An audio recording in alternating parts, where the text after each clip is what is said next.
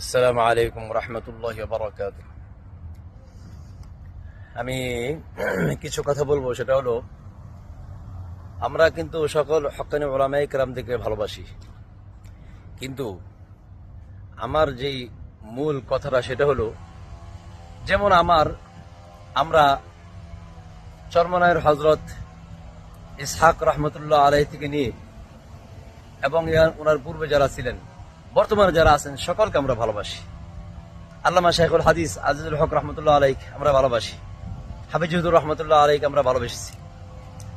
এভাবে আল্লামা শাফি রহমতুল্লাহ আলাইহি, বাবুনগরী রহমতুল্লাহ আলাইহি সহ রাহিমাহুমুল্লাহ সহ যারা জীবিত আছেন, মামুনুল হক, আল্লামা মামুনুল হক সহ অন্যান্য যত উলামায়ে কেরাম আছেন, সবার নাম বলতে পারতেছি না।